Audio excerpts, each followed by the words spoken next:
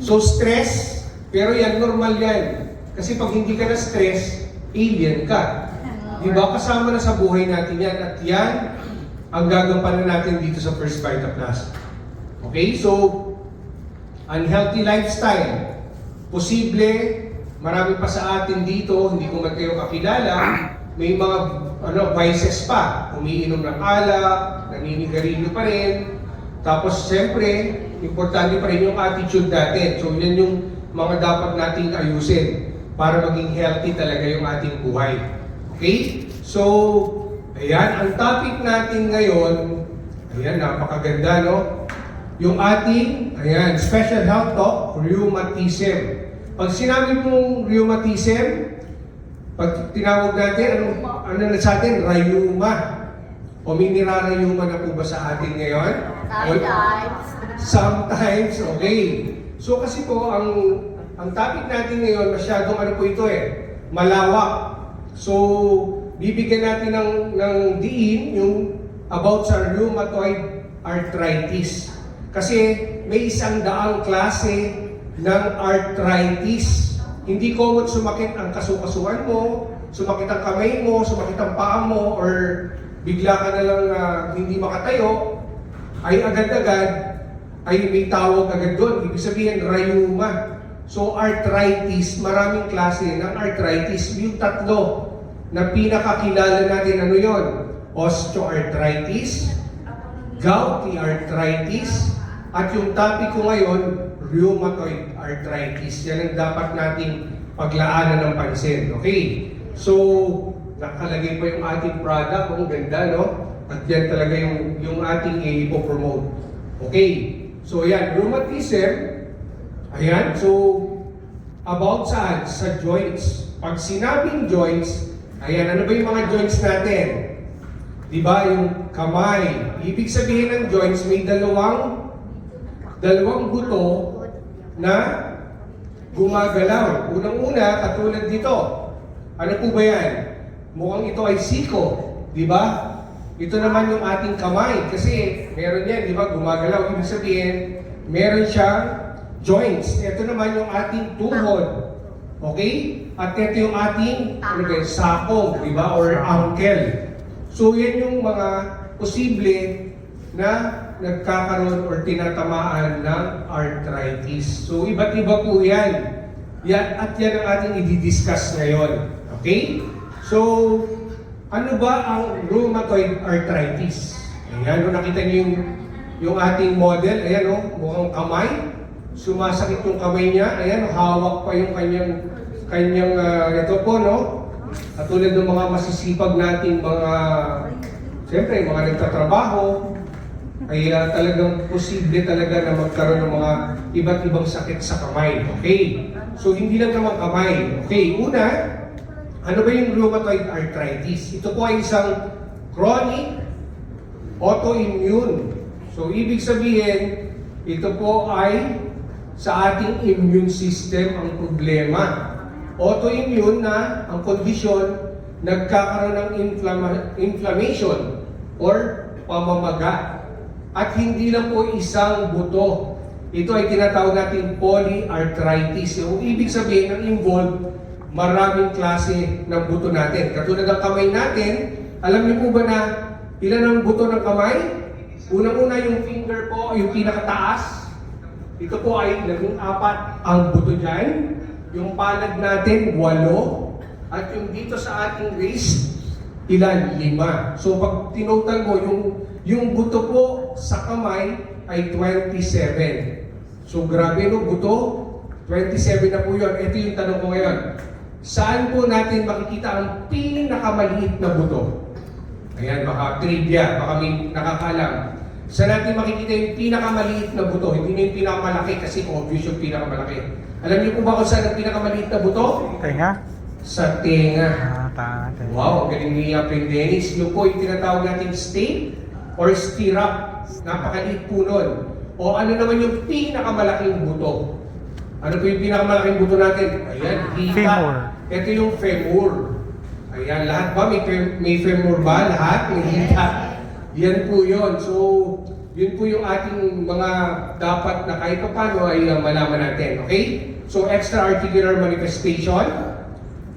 Ito po ay makakaapekto hindi lang po sa joints.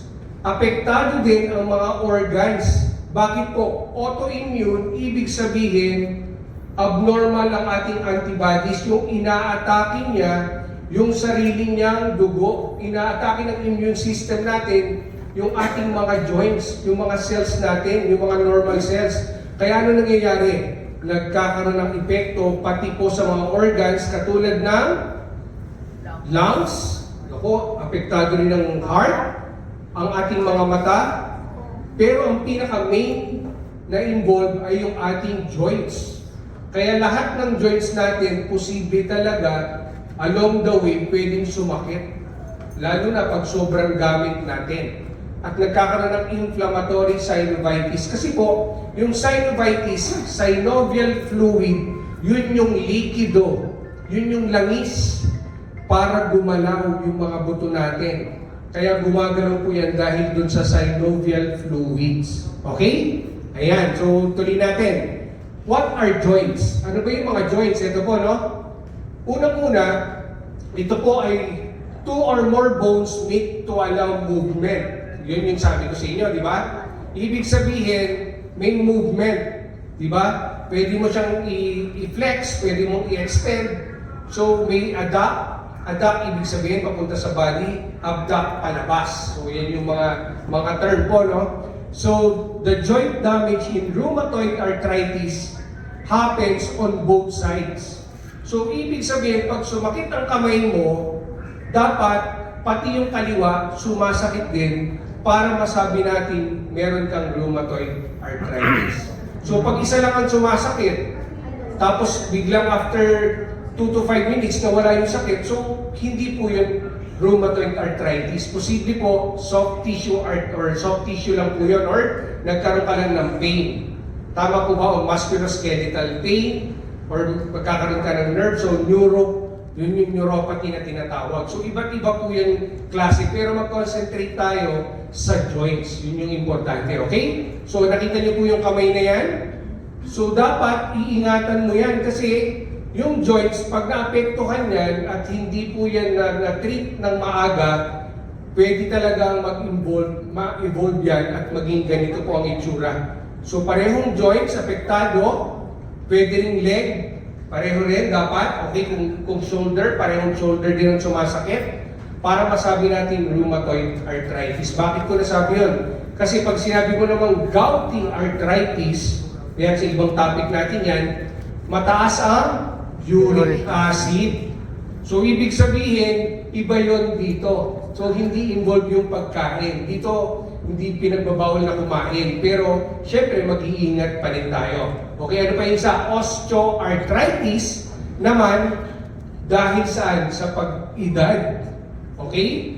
Nagkakaedad tayo, osteoarthritis po ang tawag doon. Kasi nag-start po yan ng, I think, 40 to 60 pataas yan, yung mga osteoarthritis. Pero ang rheumatoid arthritis po, pwedeng lumabas ng 2 years old pataas. So, ibig sabihin, hindi lang po sa mga may edad ang ating rheumatoid arthritis. Even mga bata, mga teenager, pwedeng tamaan ng rheumatoid arthritis. Okay, so tuloy natin. Ayan ang mga naapektuhan. Yung shoulder natin, kasi may ball and socket, di ba po? Yung wrist, yung spine natin, di ba? Ayan, yung ating likod, madalas yan. Biglang sumasakit yung mga likod natin. Yung ating mga hip, ayan, yung hips natin, yung ating balakang, yung ating tuhod, at yung ating foot, lalo na yung knees ng mga dating athlete, yung talon ng talon, mga basketball player, pagdating ng 16 yan, tinan nyo po, sumasakit na yung mga tuhod kasi syempre sobrang talon, sobrang takbo, nag-edad na sila, so nagkakaroon na ng problem po yun. Okay? So where does rheumatoid arthritis attack? Diyan po yun. So ito po, rheumatoid arthritis, ayan po yun. Ano ba yung gender at different age group na naapektuhan? Unang-una, approximately 1% of population, alam niyo po ba sa Amerika, 1.3 million ang may rheumatoid arthritis. Ganun po, no? Ganun karami. At lamang ang babae, mukhang marami nga ang babae ngayon dito, ang female po, ang pinaka na-outnumber niya ang mga lalaki. 3:1. Kung may 4 na tao, 3 doon babae, 1 doon lalaki. Mas lamang at mas madaling tamaan ng rheumatoid arthritis ang kababaihan. Mamaya may reason po. Ano ba yung risk factors? Unang-una yung age. Ang age po na tinatamaan ng rheumatoid arthritis, 35 to 50 years old and above. Ayan. So ano yung gender? 2 to 3 times common on female. Kaya yung mga kababaihan natin, no? Ayan, mag-iingat talaga. Genetics. Ayan yung genes. Ibig sabihin, ano yung nasa atin, sa katawan natin? Unang-una, yung mga obesity, yung sobra na sa timbang. Hindi lang yung timbang, pati yung fat sa katawan. Abnormalities po. Ano pa? Overweight. Naku, kailangan pala magbawas talaga ng timbang. Okay. Ano pa? At yung mga smokers. Lalo pa sa mga kababaihan na nagbubuntis na naninigarilyo. So dapat, pagsabihan niyo po yung mga kababaihan o yung nagbubuntis na naninigarilyo, posibleng tamaan ng rheumatoid arthritis. Okay? Ano pa? At yung women who have never given birth. Anong ibig sabihin? Hindi nagkaroon ng, hindi nanganak or hindi nagkaanak. Kaya marami po, no, tumanda na, sabi nga na, tumandang dalaga. So, posible na high risk sila na magkaroon ng rheumatoid arthritis. Okay po ba yan? Naintindihan po ba? Diet. Naku, ito, importante yan. Ano ba yung mga dapat natin bantayan sa diet? Unang-una, yung mahilig sa mga maaalat. Ayan, yung sodium na yung alat na mga pagkain natin. Yung mga sausawan na ginagamit natin. Diba, yan ang isang reason. Posible talaga mag-cause. Yung mahilig sa matatamis. Naku, yan. Paborito natin, mga fructose pa naman, di ba? Yung mga red meat. Ayan, mahilig sa karne, puro protein. Nawala na yung, hindi na naging balance, di ba? Walang fiber. Mahilig sa mga supplement, katulad ng iron. At nagkakaroon pa ng vitamin D deficiency. Yung hindi ka naaarawan. Importante po. Pinaka-safe po ay 6 to 8 a.m. Pwede ka pang magbilad sa araw. Pero beyond 8, ingat na po. Maglagay na po tayo ng mga protection kasi iba talaga ngayon ang init. Diba? Ngayon ay I think 37 or 38 degrees ngayon. Kaya marami talaga ngayon nagkakaroon ng heat stroke. Diba? Inaatake sa puso kasi sobrang init talaga, nadi-dehydrate. So dapat hydrated tayo lagi. Okay? Ayan, ano ba yung mga signs and symptoms? Unang-una, nagkakaroon ng pain. Saan? Nagkakaroon ng pain and stiffness sa kamay. Okay? So pagising mo sa umaga, hindi ka makatayo, hindi mo maigalaw yung kamay mo. Nagkakaroon ng stiffness, paninigas. Hindi lang sa isang joint, posible buong joint ay sumasakit. Yan ang tinatawag natin morning joint stiffness. So, anong ibig sabihin? Pag sinabing gouty arthritis naman, uric acid tumataas, ang unang tinatamaan yung mga hinlalaki sa paa. Pag yan ang sumasakit, posible mataas ang uric acid mo. Okay, so yun ang difference. Pag sa kamay, posible both hands, pwedeng rheumatoid arthritis yan. Di ba? Pero yung biglang sumakit at na-control mo naman within 2 to 5 or 10 minutes na wala, posible naman sa edad, titingnan natin, posibleng osteoarthritis naman yun. Di ba? So may iba-iba yan. Hayaan nyo, i-discuss natin sa susunod. Ayan, so decreased range of motion, hindi mo maigalaw, hindi mo maibuka ang kamay mo, nagkakaroon ng fatigue, at nagkakaroon ng paglalagnat na tinatawag natin low-grade fever, hindi high-grade. So mababa naman. So nagiging 34 degrees, 35 kasi ang normal is 37, 36 to 37 ang normal natin. So, ano ba yung stages ng rheumatoid arthritis? Ayan. So, ito po ay research talaga, no? At syempre sa tulong ng aking bahay yan, isa sa mga gumawa rin ng slide natin. Grabe, pinagpuyatan. Kasi inaral din po namin kung paano natin maibibigay sa inyo ng hindi ganong Kumbaga, syempre, technical words po pag mga medical terms. So, yung unang-una, ito yung early. Ganyan pa ba yung mga kamay nyo? Tingnan nyo nga kung early.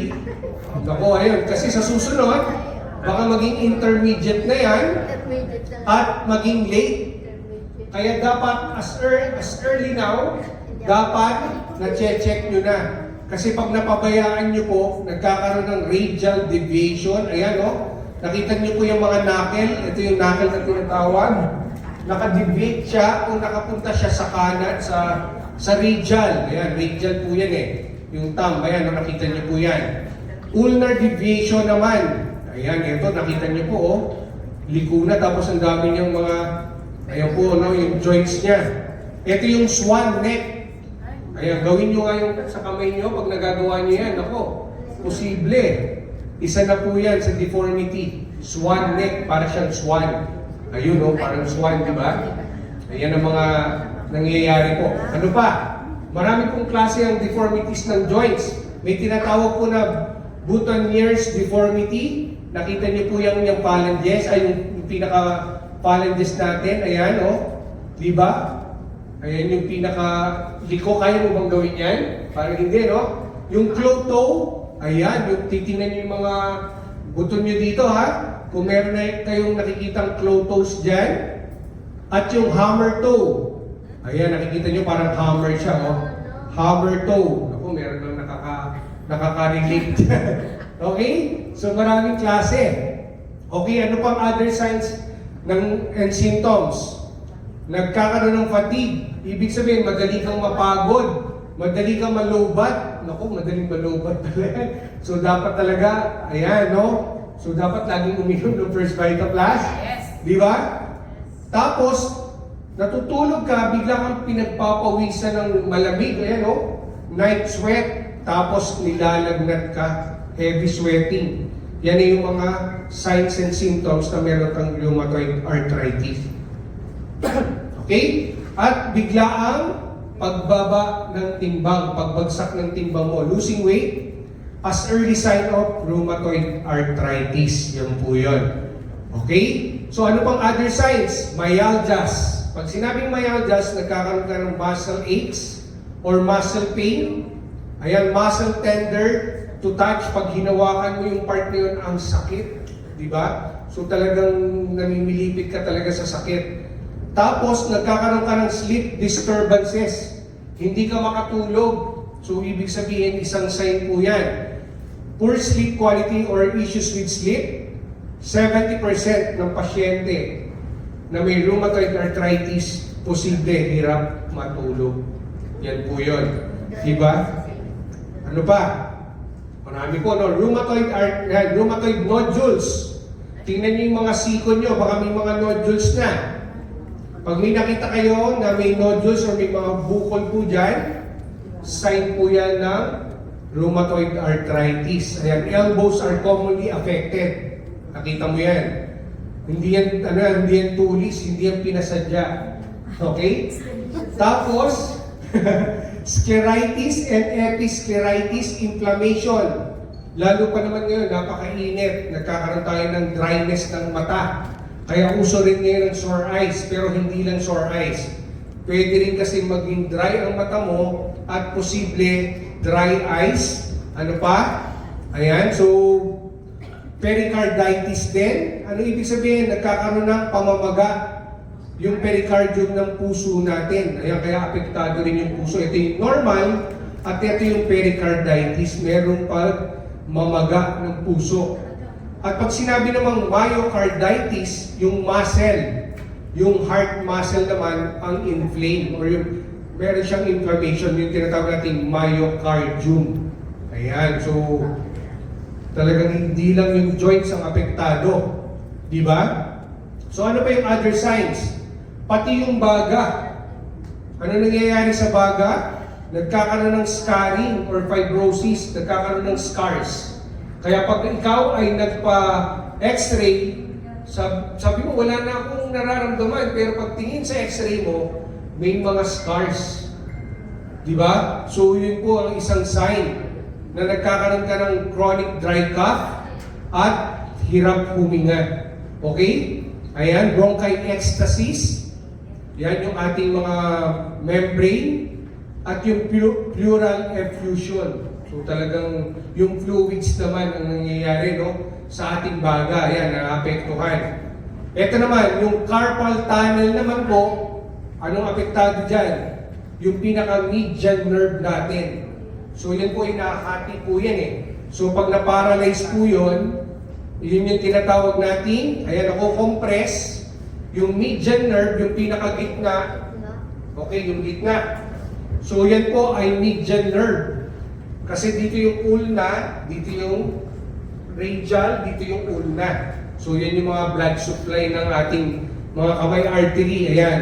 Pain area, ito yung trigger finger. Pag sumasakit ito, apektado po posible ang median nerve nyo.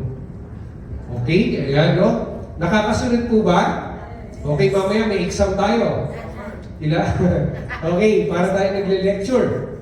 Other signs, ito, yung sinasabi ko. Ito yung tinatawag natin Sjogren's syndrome, dry eyes, dry mouth. Same din as Zika, meron pa kasi isang sakit, yung Zika syndrome din. Also known as xerophthalmia. Sabihin nyo nga? Parang nabubulol kayo doon. Okay. Decreased tear production. Walang pumapatak. Iyak ka na naiyak pero walang lumalabas na luha. Kaya niyo ba yon? Posible, meron kang problem. Isa na yon, dry eyes. Ayun yung normal eye, ito naman yung dry eye. Yung dry mouth naman, anong tawag? Xerostomia. Sabihin nyo nga, xerostomia. Yung sa mata, xerophthalmia kasi opta. So mata. Yung tomia, stomia, yun naman yung mouth. Grabe no, yun pala yun. Ito yung healthy, tingnan nyo nga yung mga dila nyo. Sige nga, stick out their tanga, ilabas nyo nga yung mga dila. Parang ayaw nyo ilabas ha. Hindi na lumalabas. Ito, may problema pag ganito, yung dry. Nawawala ng saliva, yung saliva, yung laway. Lalo ngayon, mainit. So dapat, lagi ka pa rin uminom ng maraming tubig. Okay, so, ayan po no, ano pa? Ito, skin issues. Nakita niyo po yan? Yan ang tinatawag natin ulcerations or palpable purpura sa lower limbs at pwede rin yung sign ng rheumatoid arthritis. So yan, di ba parang ano ba yung nangyari sa akin? Yung mga lumabas, parang hindi mo alam, yung pala isang sign po yan na nagkakaroon ka na ng RA na tinatawag rheumatoid arthritis. Ano ba yung dapat na mga test? At kanino ka pupunta para magpa-test or para magpa-check up? Ano yung tawag natin? Rheumatism? Sa rheumatologist. Sabihin nyo nga, rheumatologist. Pag sinabi naman sa bata, pediatric rheumatologist naman nyo dadalhin. Anong age? 18 years old below, dalhin mo sa pediatric. Okay? Pero 18 above, sa rheumatologist na. Pero may pag-uusap naman yan eh. Kasi dati kasi hindi pa marami ang mga pediatric rheumatologist. So kahit yung mga rheumatologist, nakikita na rin nila yung mga pedya. Okay? Ayan po, no? So ito yung mga laboratory test, rheumatoid factor. Para makita po, pag nag-positive ka dyan, ibig sabihin may RA ka. Meron kang rheumatoid arthritis. Anti-CCP, ito medyo citrulline, ano na to eh, mga specific test na po ito. Complete blood count, yan, alam natin yan, CBC.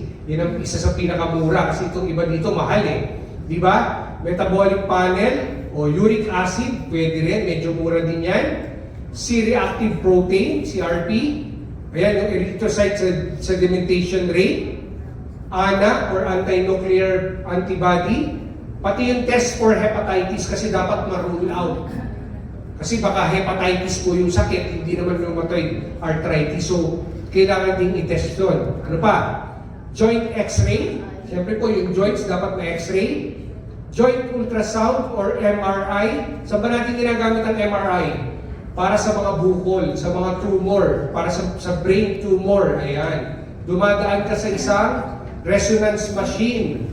buong katawan mo idadaan doon at ma-check kung ano yung diferensya. Ganun katindi yun, no? Puro advice. Joint fluid. Ayan, ano ba yung joint fluid natin? Yung synovial fluids. Paano mo malalaman kung may problema yung joint fluids mo? Pag kailangan kasi yung fluids na yan, colorless. Pero pag yan ay cloudy, mabula, ibig sabihin, positive ka sa joint fluid analysis. So possible, meron ka rin talagang sakit na RA or rheumatoid arthritis. Okay? So yan, no? Ano pa? May gamot ba? Walang gamot. Pero may First Vita Plus. Di ba? There's no cure. Wala pa sa pag-aaral. Pero may early treatment. Dapat early treatment makita na. Support, including medicine. Ayan. Lifestyle changes. Kailangan baguhin mo rin yung mode mo ng pagkain, ng lifestyle mo. Supportive treatments. Kapag talaga napabayaan, pwede kang maoperahan or magkaroon ng surgery. Diba? Kasi pag na-deform ng ganon, marami ka namang sabihin natin, pambayad, pwede mo pa rin paayos yung kamay mo. Pero kung wala naman, katulad natin na karamihan, hindi natin kaya magbayad ng malaki, so dapat as early na mga sign, dapat makita na agad yan. Importante po yun. Di ba? Huwag tayong magtipid pa rin. Importante na maumpisahan na natin yung treatment. Can reduce the risk of joint damage and limit the impact of the condition. Ayun, dapat talaga malaman na natin sa una agad. Huwag na natin patatagalin. Okay? So ayan, marami nagtatanong kasi, saan ba natin ginagamit yung heat or warm compress or yung cold compress? Okay, unang-una, ang heat therapy, ito yun, heat pack is ideal for chronic or arthritic pain. Yung mga joint pain, osteoarthritic knees or neck pain caused by immediate injury. Ibig sabihin, for example, na-sprain ka, ano ilalagay mo? Agad-agad. Di ba pwede? Ayan, start ko muna dapat kasi pag namaga, namula, ano ilalagay mo? Namaga, namula, dapat cold. Okay? Pero yung sa umaga, hindi mo maigalaw yung kamay mo, warm.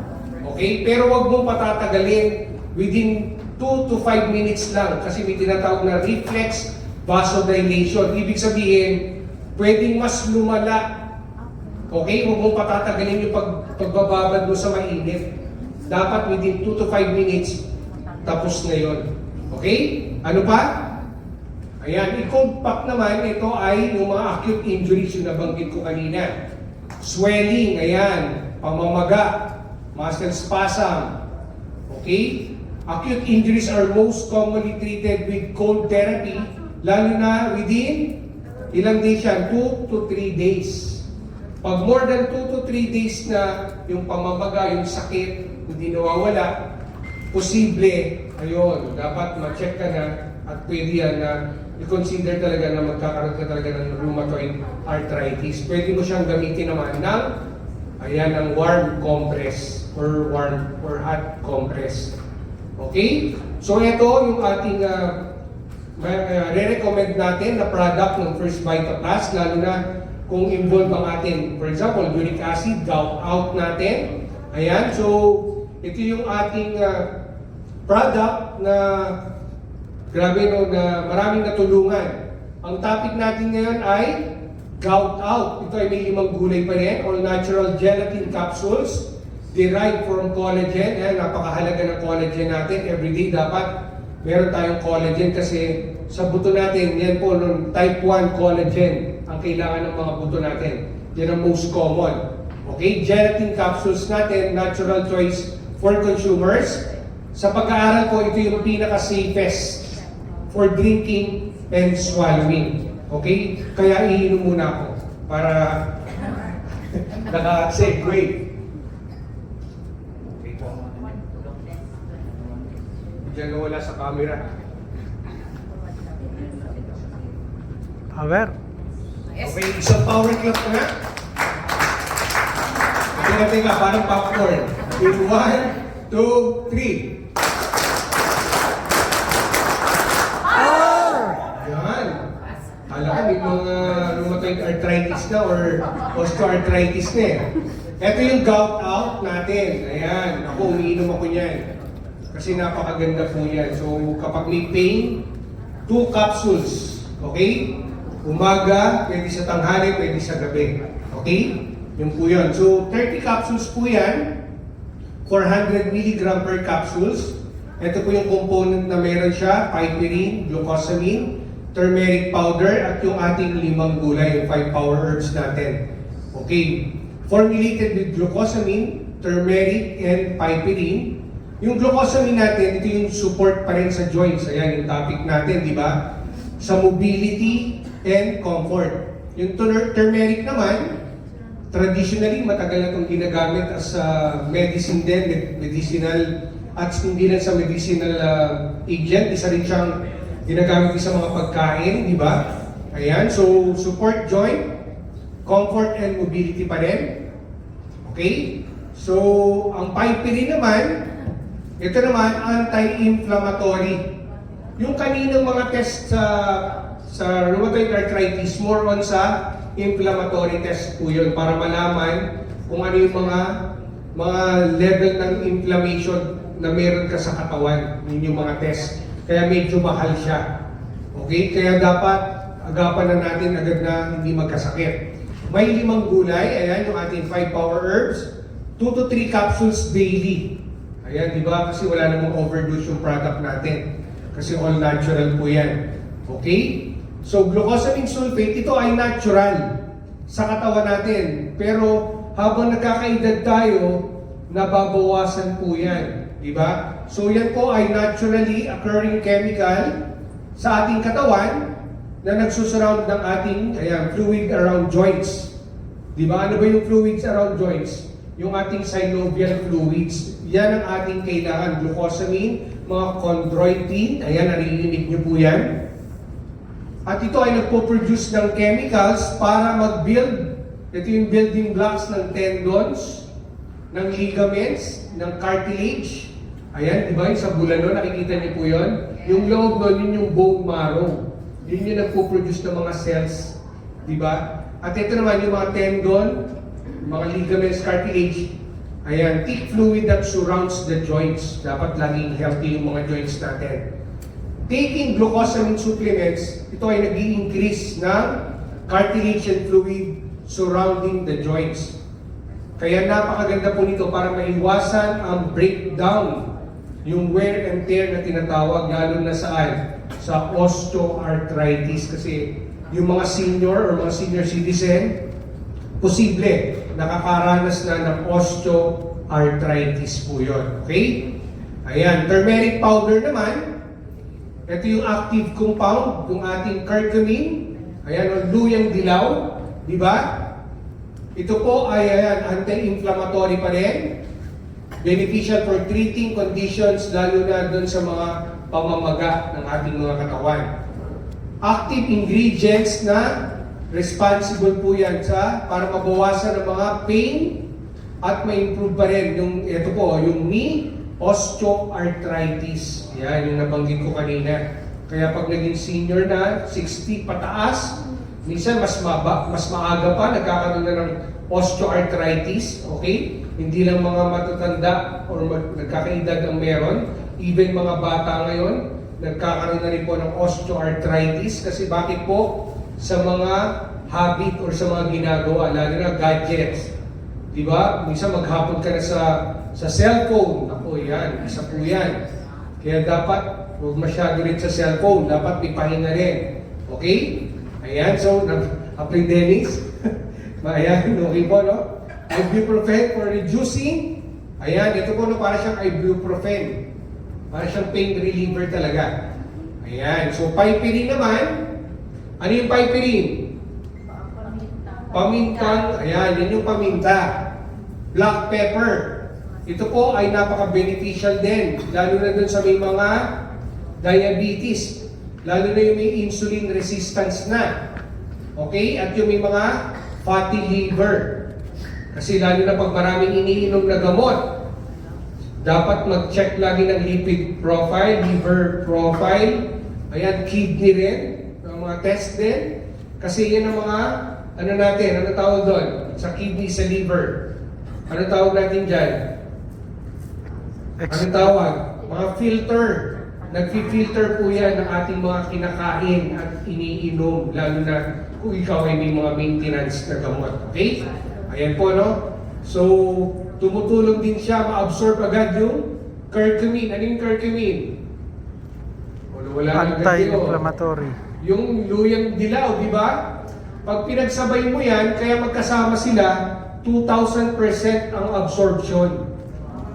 Di ba? Kaya napakaganda. Kaya araw-araw kang uminom nito kasi ito ay nagmamanage talaga ng mga inflammation, no? At yung mga free radicals, kalaban natin kasi yan eh. Okay? Ano pa? Ayan, lalo na yung mga chronic diseases, kagaya ng Alzheimer's, dementia, ayan, Parkinson's disease. Yan ang mga chronic diseases na po yan. Okay? So yung 5 gulay, napakahalaga, yung malunggay natin, one of the most nutritious plants in the world. 300 na sakit ang kaya niyang tulungan. Nagpapababa po ng sugar and cholesterol. Ayan, ang ating dahon ng sili naman, nag-i-improve ng ating blood circulation. Okay, kadalasan kasi ng mga pain reliever or mga topical medicine, gawa saan? Sa capsaicin. Sa dahon ng sili, yung pinaka-component. Yung mga, hindi natin pwedeng pangalanan, pero yung ating ginagamit, ano ba yung atin? Lavender oil. Yan, kasi meron siyang capsaicin. Yun ang component niya. At sa labas, yung mga ginagamit nila na hindi natural, galing din sa capsaicin po yun. Okay, hindi na ako magbabanggit ng name. Kasi syempre po, importante na ano pa rin tayo, safe. Okay? Ayan, heart disease. Lalo na ngayon, maraming nakakaroon ng high blood pressure. Maraming kayo nababalitaan na stroke. Kasi sobrang init ng panahon. Tapos stress pa, di ba? Dami pang, di ba, stressor, maraming problema. So dapat talaga ngayon, lagi kang maligo. Hindi lang isang beses kahit bago ka matulog, maligo ka rin.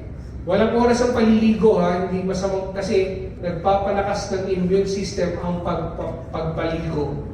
Okay? Kaya pag naligo ka, di ba, nare-refresh ka, yun ang maganda po. Okay? So, Corcorus olitorius, yung ating saluyot. Ang saluyot natin, nagde-detox or nagde-cleanse. Kaya yan, nagpapaganda ng mga balat natin yan. At effective yan for cancer prevention. Okay? At napaka-powerful antioxidant po niyan. Ayan. Pang-apat, ang ating uray or colitis. Ito naman yung ating lungs, yung ating baga. Pinapalakas yung ating mga baga, lalo na hindi lang naman COVID-19, hindi lang naman ibang sakit sa baga, even yung mga tuberculosis, pneumonia, asthma, pwede pa rin nating matulungan. Okay? Panglima, last but not the least, ang ating talbos ng kamote.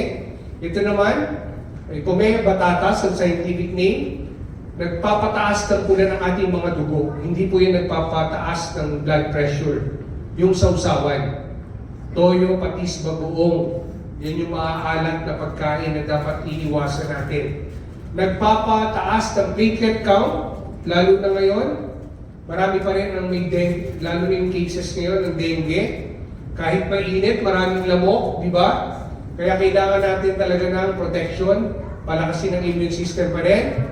Yung iodine content para sa brain development ng mga babies, at kailangan din natin ito para panlaban sa pagiging ulyanin din. Okay? Memory enhancer po yung ating talbos ng kamote. So napakaganda na may 5 gulay ka na, sinamahan pa ng mga components na makakatulong natin araw-araw. So 8 variants po yung ating capsule. Pero yung topic kasi natin, more on gout out. Okay, yun po yun. So 3 ways para ma-enjoy natin ang pag-inom ng capsules natin. Pwedeng as capsule, ayan. Kaya pa naman natin inumin, di ba? Tapos pwede mo rin gawin, mag-ready ka ng hot water, 150 ml of hot water, tapos mamili ka dun sa 8 variants at pwede mo tunawin mabuti, i-mix mo at ready to drink. Di ba? Yan yung naman natin. Okay? At sa mga hindi na kayang uminom ng capsule, anong gagawin? Pwede mo siyang buksan. Tapos, sa mga baby, pwede rin. Buksan natin, ilagay natin sa mga inumin. Tapos, sprinkle natin o ibudbud natin sa mga pagkain. Para makuha pa rin natin yung mga vitamins and minerals, mga masustansya, or mga nutrients na kailangan ng ating katawan. Yung po yun. So, 3 ways yan. Para ma-enjoy din natin yung capsules natin. Okay? So, the best investment you can ever make is in your own health. The greatest wealth is our health. Kaya bawal na bawal magkasakit. Lalo ngayon, di ba? Kaya dapat yung time natin, gamitin natin sa tama. Kasi hindi na natin may babalik yung orasan. Yung dumaan na 3 o'clock or dumaan na 2 or 1, tapos na yun. So dapat gamitin natin ang oras, maging productive tayo, lalo na mga leaders ng First Vita Plus, i-spread pa rin natin ang magandang mission na dulot ng ating produkto. Yes. So, maraming salamat po. Huwag muna kayong aalis kasi may mga kasunod pa tayong mga matitinding mentors natin na magbibigay ulit ng magagandang ideas. Lalong-lalo na, di ba?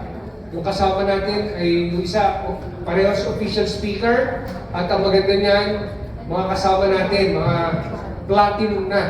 Grabe, ang matitindi na ang nangyari at nakabuo na rin ang malalaking grupo. Okay po, so